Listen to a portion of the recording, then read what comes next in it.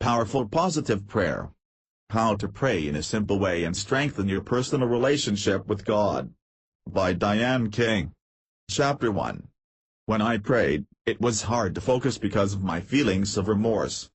I couldn't ask for anything, not even for strength or guidance, because I would be interrupted with thoughts like, "Who are you to ask God for anything?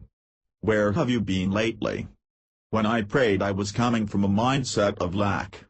I had lost quite a bit, spiritually, and realizing it made my life seem bleak. An attitude like that made prayer very complicated. How could I ask for more when I was not in appreciation of what I already had? I couldn't stop thinking about what I had lost. I couldn't stop obsessing about the subject of my prayers. First, the prayers were ineffective because of so much static in my mind, and then I couldn't let them go in faith because I didn't trust them. They didn't feel right. It was as if my prayers floated around somewhere in a dark corner of the ceiling, never making it out to God. I very clearly remember having that image in my mind, all my impotent prayers drifting around in my house like ghosts. I even had the thought that maybe if I sat next to the fireplace when I prayed, my prayer would go up the chimney and God might be able to find it. That's how downright crazy my thoughts got during that difficult time. It was that fireplace idea that snapped me out of it. I mean, if I really thought that some pink insulation and tarp paper shingles could inhibit communication with the infinite, I needed to wake up. It was time to approach my problem in a practical, not emotional, way. At the time I was working and taking college courses. I was raising my son alone and life was pretty lonely. I really needed my relationship with God during those days. A constant theme in my life during this period, in work, school and child rearing, were the concepts of best practices and effective methods. I came up with the idea to analyze how I was praying and then come up with a better way, an effective method. I needed a spark, something to ignite my passion for spirituality again. If I couldn't pray, I could at least study the concept of prayer. If my prayers weren't working, I needed to figure out why and then fix the problem. My prayer project gave me a sense of purpose and hope. And it worked. What this book is not. This book is not based on the science of prayer. I am not going to research scientific studies or cite them. If you're even the slightest bit interested in prayer, you've heard of the stories of prayer's effectiveness in self-healing, healing others, reducing stress, lowering cholesterol, curing heart disease and depression, even helping plants grow faster. It is also not my goal to help you pray so I can then guilt you into using your prayer skills for the betterment of mankind. You know what is best for you and your life. You will do what you are inspired to do, whether there is scientific proof or not, right? I'm truly not interested in arguing with skeptics. I know what prayer does for me. I believe I see results in my life and that's good enough for me. Somehow I have the feeling that the people who, like you, chose to purchase this book don't give a fuzzy fig what someone with a white coat and a clipboard tells them about prayer. There's lots of things I'd like to consult a person like that about, but prayer is not one of them. I am also not writing this book to convince you that you should pray, but rather to show you one way to pray that I believe to be powerful. If there's any information here that helps you, I'm happy. References to God. In the writing of this book, I have chosen to use the word God to represent, well, God. I know many people who write about spiritual issues use replacement names for God such as Source, or Light, or Higher Power. I don't have a problem with those terms. In fact, they can be useful to round out our mental conception of God and help remind us of God's characteristics. God is the source of everything, our light in the darkness and an infinitely wise guiding presence. But to be honest, I've never been comfortable using them. I wanted to be comfortable while writing and not struggle over names. Please feel free to use /fill and /replace whatever words are comfortable for you. I have no judgment about the use of them. I just can't comfortably have a conversation with you if I can't use the words that feel best to me. Links and book references. At the end of each chapter I have included a section with links to books or websites that might help you study more deeply about the topics I discuss. You may not wish to interrupt your reading to follow those links, which is understandable. That's okay, because every reference will be collected in a recommended reading section at the end, so they will be together in one convenient spot for you. The purpose of putting the links at the end of the chapter is to let you know that those particular books or sites relate to something in that chapter. Sometimes even spiritual people don't pray. It's true. Even that lovely older lady who always sits in the third pew on Sunday goes through times when she doesn't pray. For all we know, she may never have developed a personal prayer practice and relied solely on guided prayer in church for her experience of prayer. Life is constantly changing. Our faith and our discipline are occasionally challenged. So, why would somebody who is obviously steeped in a spiritual environment fail to pray during the toughest times of her life? It could be one of many reasons: loss of faith, frustration about unanswered prayers, being distracted or overwhelmed during difficult times. All of these things can lead to a breakdown in prayer. Many people never even consider personal prayer. They just go through the motions every Sunday. So, look at you. See how far you are ahead of the crowd. If you haven't prayed for a long time, or ever, it's okay. Please don't believe that God will punish you for your failure to pray, whether you've been taught that He would or not. It's hard to think of a less productive belief. Yes, we should take good care of our relationship with God and give Him and our prayer time the respect they deserve. If you have failed to do that for a week or a year, just get started again. Let God know that you are grateful for His patience during your absence. But back to the topic at hand, often we fail to return to a practice of prayer after an absence because we tend to personify God, or think of Him in human terms. This mistake applies to nearly every one of the reasons why sometimes even spiritual people don't pray. Let me share a few of them with you. God is busy. God is infinite. He doesn't wear a wristwatch or carry around a day planner. Time means nothing to the infinite. He is with you in every moment anyway, so you might as well pause to have a little visit with Him.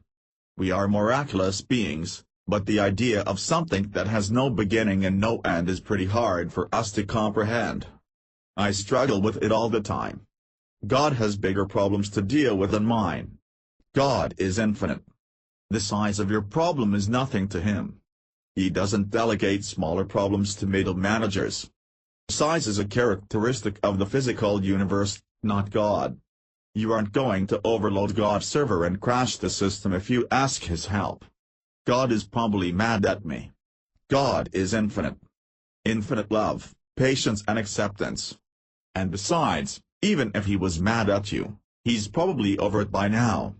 What sounds more like the truth is, I'm mad at myself, and I can imagine how God, the only one besides me who knows the whole truth about my actions, wouldn't be mad at me too. God doesn't know me. God is infinite. There is no blade of grass on this planet that God isn't intimately familiar with. He lives within the heart of every person on this planet, including you. He lives within every person even if they have never heard of Him, or have rejected Him. He is infinite and cannot be separated from even a single atom or molecule of matter or energy in this universe. God knows you. You are born of Him and He loves you. God is disappointed in me. Yes, here it is again. God is infinite, infinite love, patience and understanding. Disappointment is a human experience. You are transposing your own feelings onto God. Your mother may be disappointed in you, but God is not. You may be disappointed in yourself, but how will you ever forgive yourself and be healed if you don't pray? God ignores me. Again, that is a human characteristic. Petty childishness and cruel arrogance are not in alignment with an infinite being with an infinite supply of love and kindness. If you use this book to develop your prayer practice and have faith that it will work, you will no longer be able to believe that God ever would or ever did ignore you. I feel guilty because I haven't prayed in so long. Okay. It's one thing to feel guilty because you haven't called your grandmother as often as you should, but God is infinite. He doesn't have limited time. He's not going to cut you out of the will. Be careful with personification. If it helps you to feel closer to God, fine. If the personified God in your mind keeps acting like a hormonal teenager, maybe you need a different image. Time means nothing. Love means everything. Guilt is less than useless, it is corrosive. Remember, you cannot feel guilty enough to restore your relationship with God. I have a question for you. Why don't you know how wonderful you are? Even with your every failure, disappointment and mistake, you are still worthy to step up to God's figurative doorstep and knock. The door will be opened and God will be smiling, happy to see you. If you don't think He already has, it's because you've been too busy with your head down scuffing the dirt with your toe. Personifying God, giving Him human characteristics, is tough. It's hard to relate to God if we can imagine Him as being like us. It's perfectly natural for us to have such an image of God, and I don't believe it to be damaging in any way, unless we start to overlay our negative human emotions and pettiness on Him. Does it seem right to you that God would fold His arms and turn His back on you? No. That's a punishing behavior used by people. How about pouting? Can you picture the Almighty with His lower lip slightly protruding because you haven't been praying enough? I don't think so. That's a passive-aggressive tactic used by people in order to manipulate others. It all seems pretty silly when you imagine it that way. Unfortunately, it's all too easy for most of us to imagine a wrathful God, a God wrapped in a fierce wind of fury, striking down sinners and scattering plagues across the land to punish us for our failures. This is just another personification. Have you ever been consumed by rage? While you know it's incredibly destructive to your mind and body in the long run, right down to the cellular level. Personification is often how we can best put God's power into context for our own limited minds and experience. It's not the only way to envision God, though. Suggested reading: Disappointment with God by Philip Yancey. Chapter 2: Powerful Positive Prayer. I'd like to spend a couple of pages discussing what I mean when I talk about powerful positive prayer.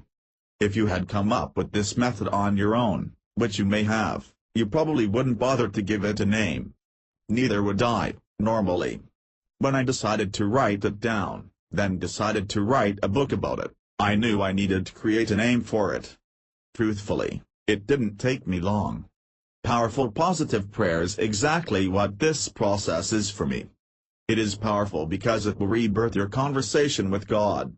That conversation will give you more personal power in your daily life. It is a powerful process and it helps you to feel more powerful. I think of it as positive because the framework for my prayer is there. When you pray to ask God's help, you will feel confident that your prayer will be answered because of the way you will ask. That part will become clear when you get to the prayer method chapter. So, let's break it down a little bit. Powerful. Isn't all prayer powerful? Yes, I believe so. I don't think you have to read a single book on prayer in order for your prayer to be powerful. When I use the word powerful, I'm not necessarily talking about effectiveness.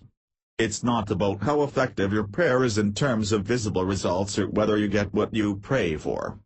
It's about the power inside of you, the power of your personal relationship with God. It's strange. People who have enjoyed a long marriage know that the strong, healthy relationship is the product of hard work. Young people who are in love for the first time will say, "There is nothing in heaven or earth that could tear us apart." Things are wonderful and magical until someone loses a job, gets very ill or begins to want different things in life. We are sort of youthful and idealistic when we assume our relationship with God should always be easy. Especially when God is the one constant, reliable, unwavering truth in our lives. We, however, are not unchanging. We're human. So, powerful prayer is about strengthening or empowering that line of communication with God. When you do, you will feel it more, know it better and trust it implicitly. Positive. Upbeat. Assured. Effective? Charged up? Certain? Optimistic? Yes and yes and yes. All of the above. Positive prayer is about asking for what you need and feeling okay about asking. It is about knowing your prayer was already answered before you even asked. It's about knowing the act of prayer is a positive force in the world around you and even in the world you can't see with your eyes. It's about lifting your mind and spirit to a greater resonance and understanding, which isn't possible when we blindly stumble through our days without turning on our guidance system. It means prayer without desperation, without lack, without fear. It means having faith in your relationship with God and being grateful for the blessings in your life right now.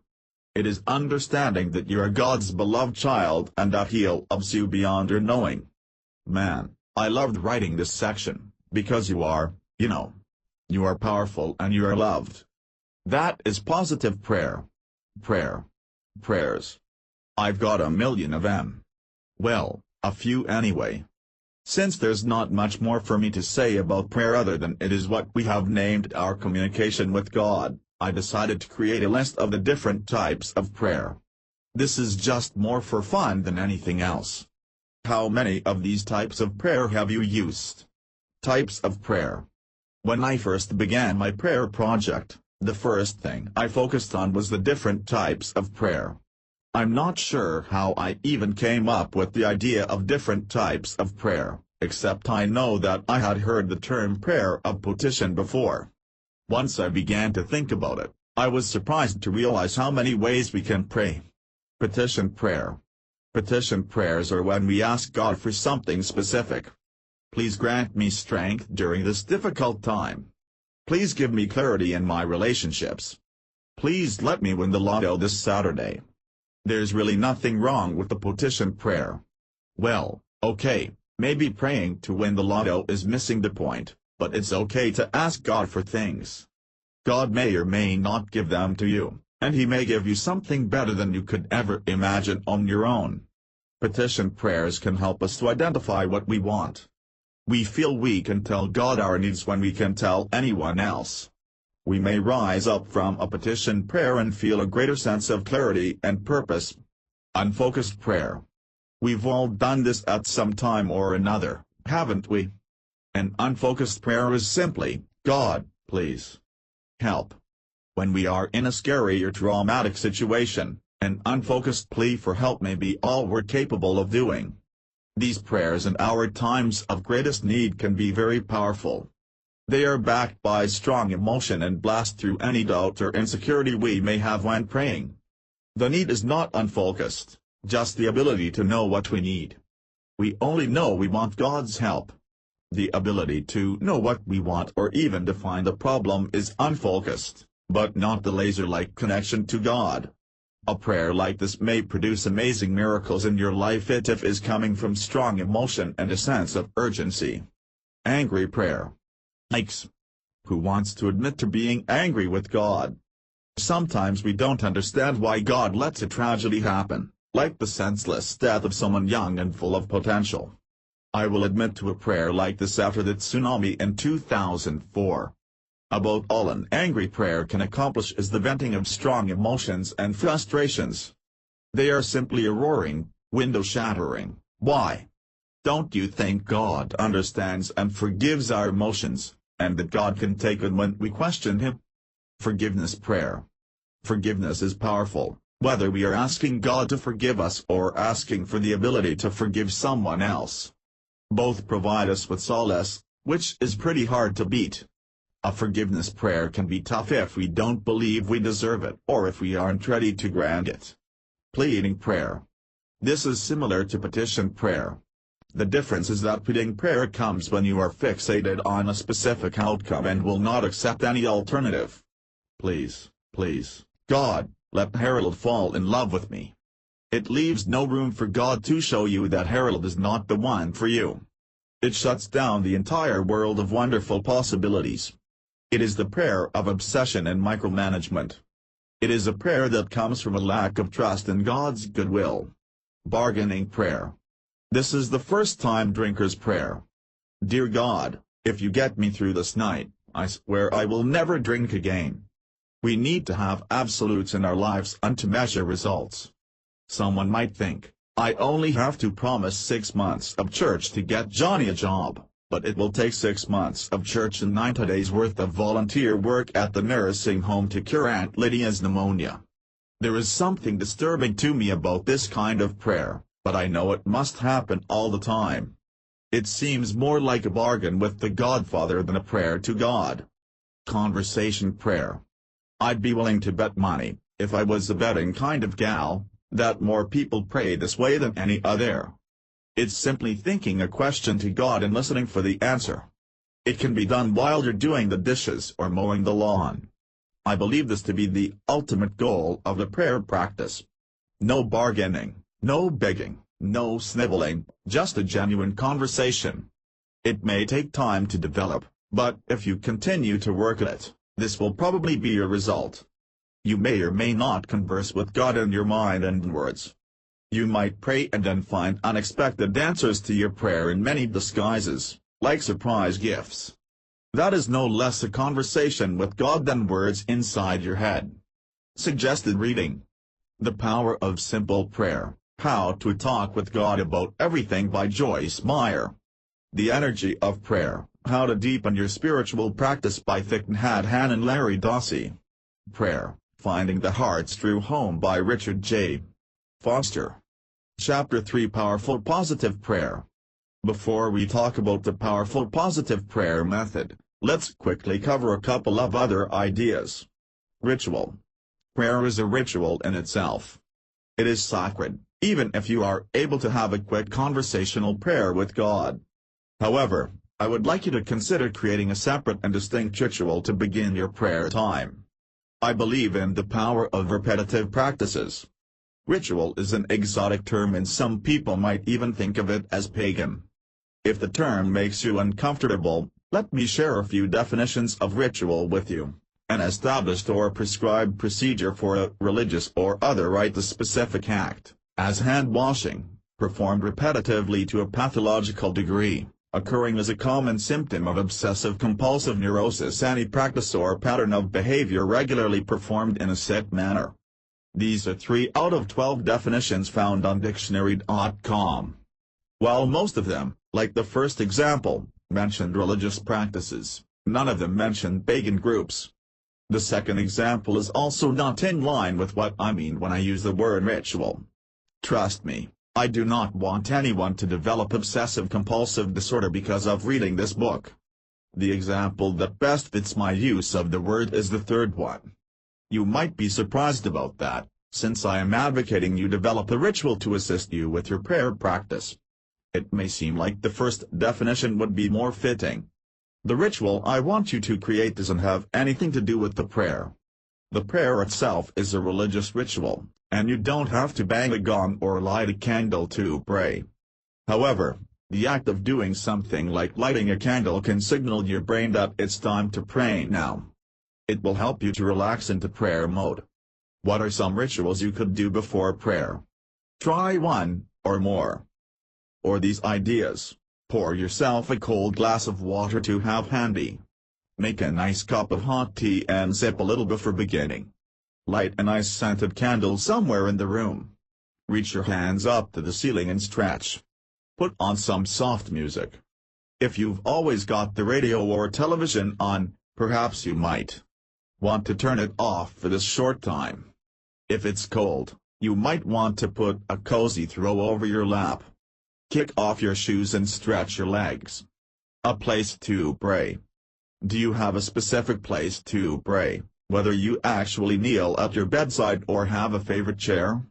Again, it's not necessary to have a specific place where you always pray, which can be limiting. But, if you find comfort praying in the same place every time, you should do that as often as possible. Having a quiet place to pray is enormously helpful. If you've got a house full of kids, that might be tough.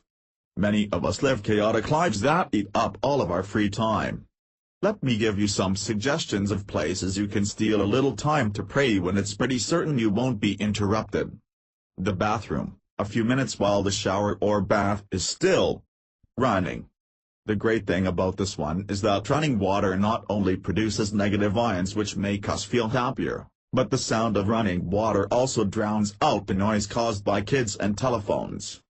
The car, if you're alone, grab a few minutes before you go into the grocery store or while waiting in the car to pick up your kids from karate practice. After dinner, while everyone else is settling down with the TV or books or homework, sneak off to a quiet area of the house, bedroom, porch, garage, to grab a few minutes to yourself. Body language of prayer. The posture you hold your body in while praying can be important. I don't mean posture in the sense of throwing back your shoulders and sucking in your gut. I'm sure you've heard of the mind-body connection, and that's what all of this is about: rituals, places to pray, your body language when you pray. If you are consistent with these things, it will become easier for you to drop right into prayer eventually. When you hear the words, "Let us pray," what do? If you're like most people, you close your eyes, lower your head and bring your hands together. This is the universal body language of prayer and reverence. So is a child kneeling by a bedside, or a grown-up kneeling in the pews at church. Think about this for a little bit. Are you holding your body in a position that is uncomfortable for you because you think it's the right way to pray? When you are at the dinner table or at the service, you can follow the socially expected postures for prayer. In your own home, however, you should feel free to do what is most comfortable for you. I remember seeing my grandmother wrap her left arm around her waist and cover her eyes with her right hand. Maybe she just had a headache, but I always thought she was praying. Who knows, maybe she was praying that her headache would go away. The point is, whatever physical posture you choose, if you use it consistently, you will begin to develop a mind-body connection that will signal your brain that it is time to pray. It tells your mind, hey, it's time to settle down and focus. It's time to relax. It's time to let everything else go for a few minutes. And that can be enormously helpful. If prayer has been difficult for you, please consider changing your posture. Are you comfortable? Does it feel right to you? Would you rather stand at the kitchen counter and stare at your toaster? Maybe you don't because that's not how you're supposed to do it. Maybe you're kneeling on the floor the way some of us were taught as a child and can't concentrate on your prayer because of shooting pains in your hip. Comfort is important. Whatever you do, if you have struggled with prayer, please find a new and different posture than you have been using. The mind-body connection works both ways. Postures associated with negative feelings will trigger negative feelings. The last thing you want your body's posture to tell your mind is, okay, it's time to struggle, be frustrated and filled with existential despair. Even a very simple change can help, like sitting on the whole seat of your chair instead of the edge. Try it. The freedom to pray. So you've found the time and the place and you're all ready to pray. Take a moment to think about what's going on around you. Are the kids in the apartment next door dropping water balloons from their third-floor window? You are likely to be disturbed by the sounds of crying or cursing very soon. Do you have something on the stove or in the oven? Is it almost time for your weekly phone call with Dad? It's strange how often we set ourselves up for defeat. Give yourself a break. No, literally, I mean it. You need to be certain you can have a few uninterrupted minutes. Of course, it's impossible to avoid all distractions all the time, but give it a shot. Turn off the ringer on your phone. Lower the window blind. That kind of thing. Soon, when you get back on your game, you'll be able to pray, chew gum and tie your shoelaces all at the same time. For now, just do your best to clear the roster. Yes, that story again. I know. This story has been around so long its teeth are yellowed. It's reprinted on probably hundreds of websites, and for good reason. It's a very good story. Lately it has come to my attention repeatedly, so I thought I would share it with you. By the way, I looked for the author of the article. From what I can tell, it was in Stephen Covey's book First Things First. I haven't read it yet, but I ordered it online in hopes that the rest of the book has as much meaning to me as this story. A professor of philosophy stood before his class with some items in front of him. When the class began, wordlessly he picked up a large empty mayonnaise jar and proceeded to fill it with rocks about 2 inches in diameter. He then asked the students if the jar was full. They agreed that it was full. So the professor then picked up a box of pebbles and poured them into the jar. He shook the jar lightly and watched as the pebbles rolled into the open areas between the rocks. The professor then asked the students again if the jar was full. They chuckled and agreed that it was indeed full this time. The professor picked up a box of sand and poured it into the jar. The sand filled the remaining open areas of the jar. "Now," said the professor, "I want you to recognize that this jar signifies your life. The rocks are the truly important things, such as family, health and relationships. If all else was lost and only the rocks remained, your life would still be meaningful. The pebbles are the other things that matter in your life, such as work or school. The sand signifies the remaining small stuff and material possessions. If you put sand into the jar first, there is no room for the rocks or the pebbles. The same can be applied to your lives. If you spend all your time and energy on the small stuff, you will never have room for the things that are truly important. Consider that story in relationship to your prayer practice. If it is important to you, make it a big rock." Chapter 4 Powerful Positive Prayer. Suggested reading: Achieving the Mind-Body-Spirit Connection, a Stress Management Workbook by Brian Luke Seward. The Body/Mind Connection by Stephen D. Nope. Sync Reflections by Marla Sealy, or check out her website at flylady.net.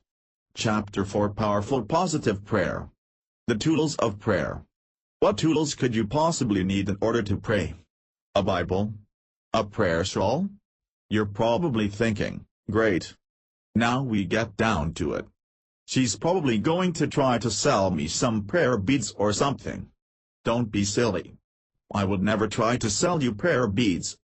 However, may I interest you in these lovely handmade kneeling pillows made from 100% silk fabric, hand-woven by pious monks living in a frozen Tibetan monastery. Just kidding. The tools you need won't cost anything. In fact, you already have them. You use them every day, all day long. They are words, images, emotions. Words. Most people think their prayers in words. They listen for responses in words, too. Sometimes that works just fine, right? We pray the same prayers out loud, in unison, at church services or ceremonies. We listen to prayers said by others in words. Community prayer can be wonderful, or not so wonderful. It may not really even feel like prayer, because the words were written by someone else. When you pray alone, there is no distraction from the fact that it is communication between you and God alone. The words you speak or think come from you. Your mind, your heart, your dreams, your desires, your longing, your love. It is creative and it's interactive. Your words don't have to sound like Shakespeare or Swaggart. You don't have to compose a masterpiece. You don't have to get every word right. You don't have to be careful to cover all the bases, and you don't ever have to use a single thee, thou, or spaketh. All you have to do is make sense to yourself. God knows what you're saying. Can you imagine God saying, huh? What was that third thing? God knows your heart and understands your intention. Relax. Images. While you pray with words, picture what it is you desire. If you are praying for someone's health, picture them well.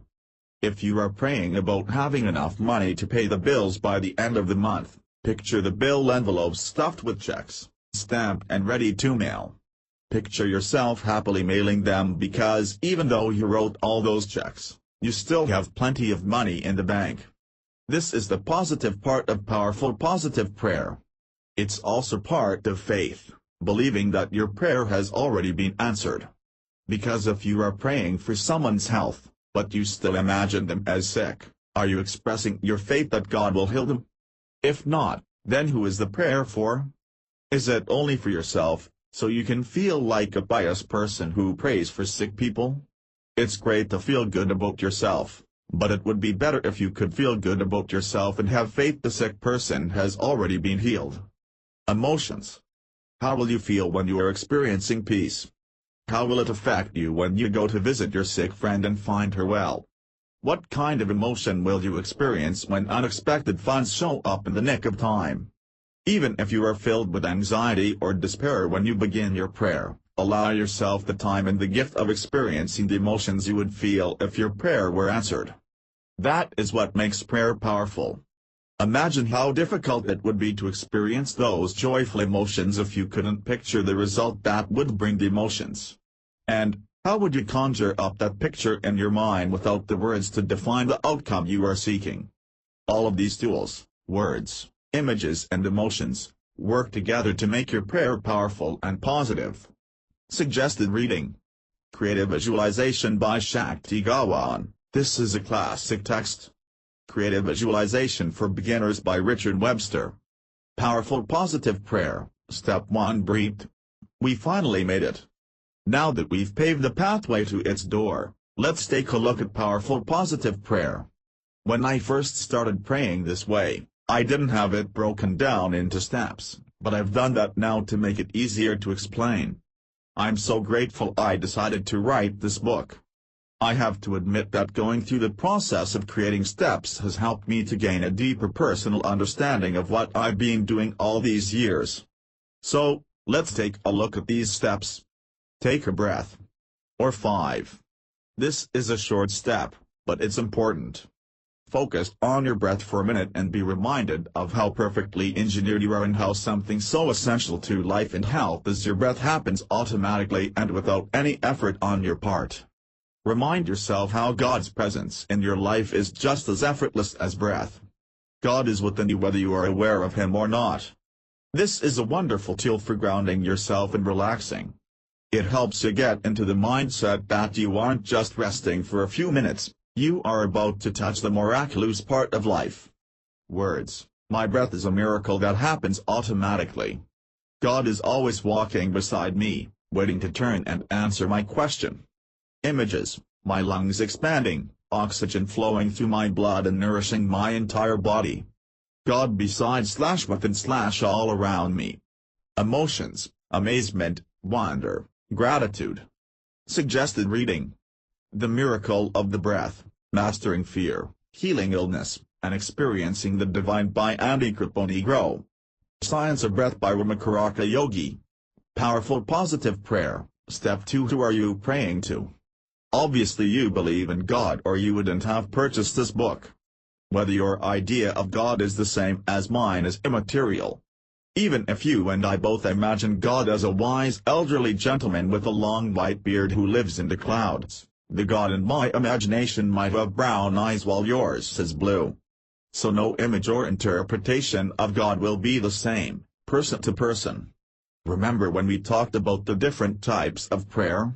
If you think about it, each one of those types of prayers were directed to a God with a specific personality. If you were praying for forgiveness, you prayed to a forgiving God. If you were angry, you were praying to a distant, uncaring God. Right now is the time to tune in to whatever doubts you may be feeling about whether God exists or whether He's going to welcome you. Anything like that. If you've discovered a feeling like that, shoo it away. Nicely. Be strong and confident in your belief right now. Right in this moment let any doubt, fear, guilt slip away. You don't have to hold those emotions at bay, threatening with a mental baseball bat if they come any closer.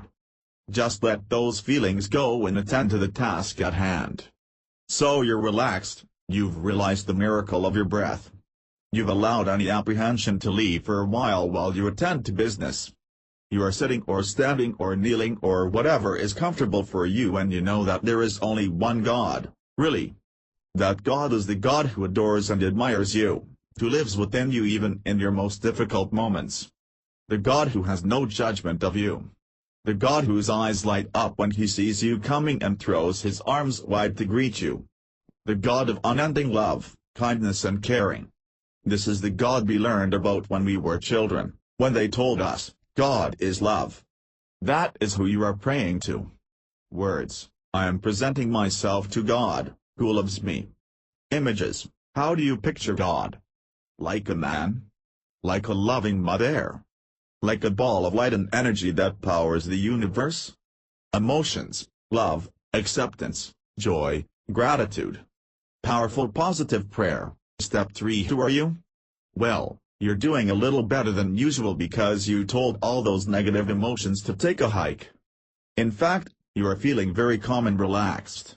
You wonder why you ever doubted that God would welcome you. Even better, you are remembering something else. You are not a beggar. You are not unworthy. You are not shameful. You are not a bad person. How can you talk to God openly and honestly if you are loaded down with all that baggage? As you enter God's domain, be respectful and leave those bags outside the door, preferably in a garbage bin. Who are you, really? I'll tell you. You are God's most loved child. You are His favorite. You have been on a grand adventure and you would like to tell Him all about it. You will feel so happy to be home again. There may be some things you've done in your absence that you don't feel very good about. So, thank goodness you are here so you can tell God about them and ask His advice. You know that's the best thing to do because you always get great advice. Words. I am a child of God and I am welcome here. Images. Let's throw some possibilities out there. How about you and God settling in on the sofa so you can tell Him all about everything? Or maybe you don't have to talk. Maybe you just ask for a hug, because God already knows everything, and the hug is the answer to your prayer. Emotions, love, relief, gratitude, acceptance, joy. So, we have remembered the miracle of our very existence, the life that flows through us unmonitored, unsupervised, uncontrolled. Miracles are happening inside our bodies within every second. We have remembered who we are going to see, a loving, kind God who loves us deeply and is happy to have us in His presence. And now we have remembered who we are, persons with innate, immutable value and every right and reason to come to our Father for advice. Pretty good so far, huh? Suggested reading. The God Who Loves You, Love Divine, All Loves Excelling by Peter Kreeft. Chapter 8 Powerful Positive Prayer. Powerful Positive Prayer. Step 4 What do you need? Asking for help is hard, even when you are asking God. Even when you are asking an infinitely powerful being who can provide us with everything we need with no effort whatsoever, we still resist asking for help. But, that's changed a little bit, hasn't it? Because you have remembered what a miracle you are. You have remembered the reality and truth of God. That He loves you and is happy to help you. And you have remembered who you are, a favorite child, beloved by God and welcomed with open arms. It's a little easier to ask now, isn't it? If you still are struggling with asking, please just stick with me for a while because the next 2 steps will help you in that regard. Now, here's where you tell God your story. God, I have this wonderful friend, Jean, and she's very sick. God, I don't know how I'm going to pay my rent next month and I'm very scared. Please watch over my son. I think he might be getting into trouble. I've come to you to ask you to guide him to a better path. Chapter 9. That kind of list could go on forever, couldn't it?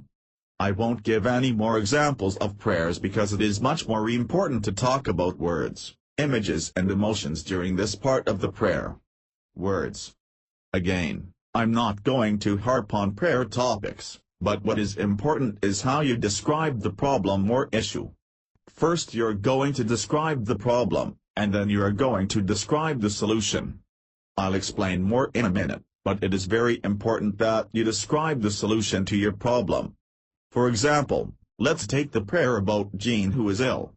God, I have this wonderful friend, Jean, and she's sick. She told me today that she's been diagnosed with _.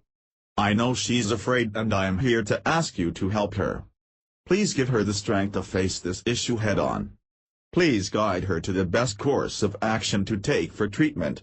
Please heal her body of this illness so she can live a long, healthy life.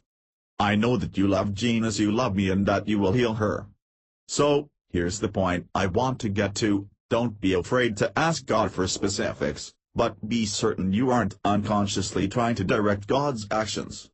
We asked for Jean to be healed, which is the ideal outcome, but we didn't ask him to heal her before Thanksgiving weekend so she'll be able to make her flight back home to visit family. How about finding our soulmate? Should we ask God for that? Here's a few ways that could be handled. Dear God, could you please take Andrew by the hand and lead him to me? Make him see that I'm the only one that truly loves him and also that I'm the only one who cares enough to make sure he never wears that green plaid shirt to work again. Dear God, I'm so tired of being alone. Could you please send me someone to love and spend my life with? I'm ready for my soulmate. Dear God, I'm so happy with my life and I would love to share it with more people. I ask for your guidance in finding and attracting people into my life who will love and respect me. So in every one of those examples a lonely woman is asking for companionship. The first one wants one guy and one guy only. Poor Andrew. The second one is not so bad, but if she doesn't get her soulmate she will feel her prayer is unanswered even if she starts meeting other people. The third one is wide open. I'm lonely and I'd like to have more friends in my life. Plus she indicates that she understands it's up to her to bring people into her life. She's only asking for guidance in finding people who will be good for her life. It's not about making your prayer so general that it's easier to feel like it's being answered. It's about knowing that as human beings we have limited knowledge and that God has infinite knowledge. It's about opening your mind. Seriously, if you pictured each one of those women's minds as a door, you can see that the first woman's was shut tight with a battery of deadbolts. The second woman's was cautiously open, just a crack.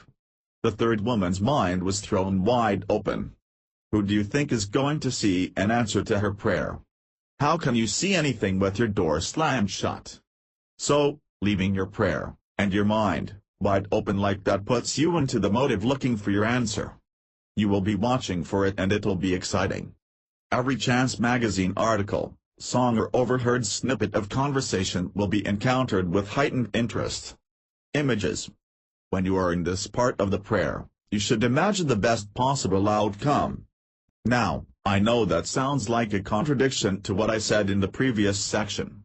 Imagining an outcome, by its nature, is honing in on specifics, right? Not necessarily. For example, you might imagine Jean being healthy and strong. You might picture the two of you out shopping or having lunch together. Maybe she's back playing on the company softball team. You haven't imagined her getting a specific treatment and being cured by that treatment. You simply imagined her well. Our lonely lady might imagine herself walking through a local street fair with a group of friends, laughing and having a great time. She might even imagine that one of those people is someone who's obviously interested in her and she's enjoying a little flirtation with.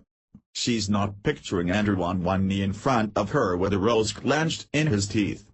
There's a lot of information out there about creative visualization and, yes, this is similar to that. They also recommend you focus on the end result for various reasons. But, the reason I'm telling you to do this is much more simple.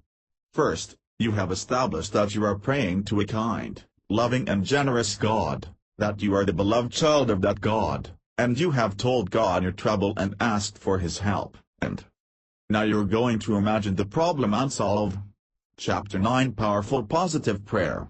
It seems like a bit of an insult to ask God for help and then hold a picture in your mind of the prayer not being answered.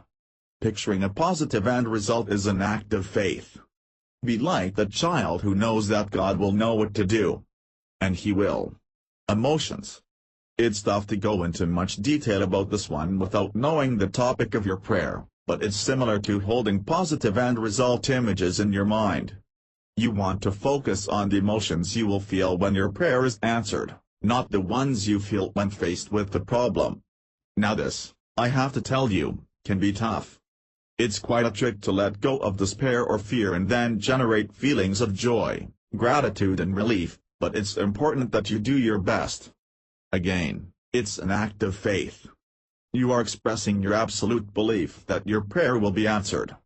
How would you feel if you were having lunch or playing softball with Jean, a woman you didn't think would still be alive? What kind of emotions would you feel watching her get out of her car and walk up to the ball field? What would you say to her? In fact, what would you say to her in the imaginary world in your mind where any and all emotions can be freely expressed without anyone feeling embarrassed or silly?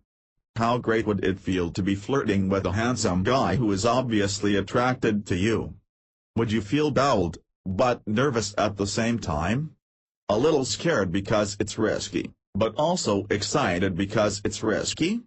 Well, feel it. Not the sadness you feel when you walk into an empty home. Not the jerk in your belly when a young, obviously in love couple walks by. Feel the joy, thrill and excitement because you know, deeply know, that you will be experiencing that feeling in a real situation. Maybe not with the exact guy you pictured, maybe not at a street fair, but you will be living those feelings very soon. The reality will be better than you imagined it. Chapter 9 Powerful Positive Prayer. Suggested reading. Prayer, Does It Make Any Difference? By Philip Yancey.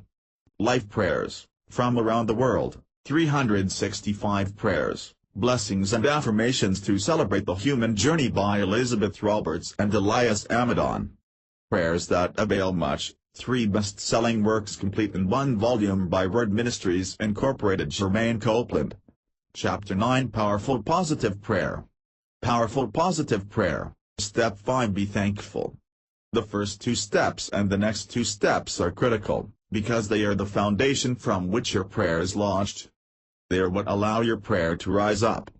Gratitude is important because it helps us to eliminate the feelings of guilt we may have, especially if we feel that maybe we shouldn't even be bothering God with our problems. When you express gratitude, then you wash away the needy little voice that is filled with fear, doubt and anxiety. When you truly feel appreciation for the blessings you have now, for the beauty and bounty you have now, it reminds you that all things are possible to God. Remember, your prayer is answered before you even begin it. Why wouldn't it be? Well, it might not be if you asked to win the lottery. That's too specific. What is the real prayer there? It may be, I'm really broke and don't know how I'm going to pay the rent. I need help. Or it might be, I'm really sick of working and I just want to kick back and take it easy. But when you pray generously, in that you ask for God's help, believe He will give it to you and are willing to accept His help in any way it comes. There is no reason your prayer wouldn't be answered. In fact, there are so many millions of ways a single prayer request could be answered, you would have to be dodging solutions like trying to run through a downpour without getting wet. Chapter 10. I know I've already said it many times, but God is infinite. He will rain His help and love down on you, but if you flip open an umbrella and grumble about how dreary it is, you won't see it. So in this moment, give thanks to God for answering your prayer. It is not presumptive, it is faith. While you're at it, thank Him for some of the other great things that are in your life. Words, thank you, thank you, thank you. Images, you might imagine your prayer answered, or you might even picture yourself expressing your thanks to God in some way. Emotions, gratitude, of course, and happiness. Suggested reading. Thanks. How the New Science of Gratitude Can Make You Happier by Robert Emmons. Gratitude by Steve Potter, Jenica Wilkie, and Don Zadra. Chapter 10 Powerful Positive Prayer. Powerful Positive Prayer. Step 6 Let Go and Let God. It's hard to resist using that old slogan because it's perfect for this step. We are again going to talk about, you guessed it, faith. Your prayer was answered before you asked. It is done. Just because you can't see the answer with your eyes, doesn't mean it wasn't solved. Just because you don't feel different right away doesn't mean it hasn't been answered. So, release the prayer. Let it go. I mean it. Put that prayer down right now. Okay, I'm being silly, but this is very important. If you get up from your prayer feeling great, But an hour later you begin fretting about your problem again, biting your nails, obsessing. Then you've taken it back. Why pray for help if you aren't going to allow God to handle it? God is infinite, but we live within the reality of time and space. We don't see all and know all. We're just people, and sometimes we don't see what's right in front of our eyes. Go on about your day with joyful expectation. Know that the prayer is answered and that soon you will see evidence of it. Chapter 11. Another appropriate saying for this section is, "A watched pot never boils." Especially since if you are so busy staring at the pot, you'll miss it when proof that your prayer was answered appears behind your back. Words: thank you for answering my prayer, thank you for handling this problem for me, amen. Images: imagine your prayer as a balloon. Let go of the string and watch it float away. Emotions: release, relief, gratitude, faith, confidence. Suggested reading: Secret of Letting Go by Guy Finley. Love is Letting Go of Fear by Gerald G. Jampolsky. A classic, wonderful book. Chapter 11. Powerful Positive Prayer. Powerful Positive Prayer. Step 7 and review. Let it go again and again. There will be times when the topic of your prayer comes back into your mind. Obviously you prayed about something that is powerfully in your thoughts, and there will continue to be many reminders throughout your day. When those thoughts come to you, let them go again.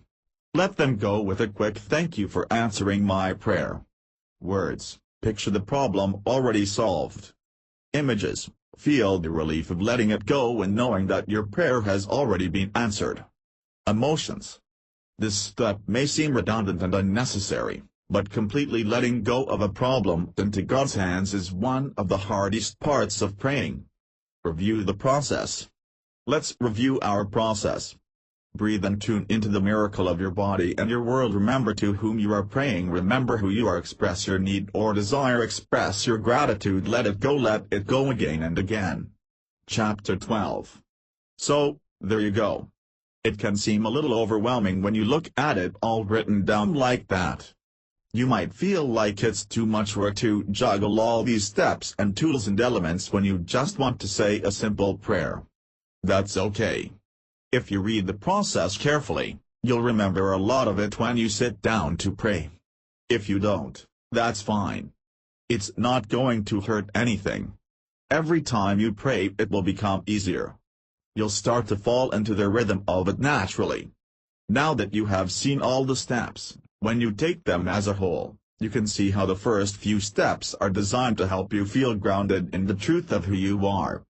They help you to clear away any doubt or weakness. It's not about eliminating your humility.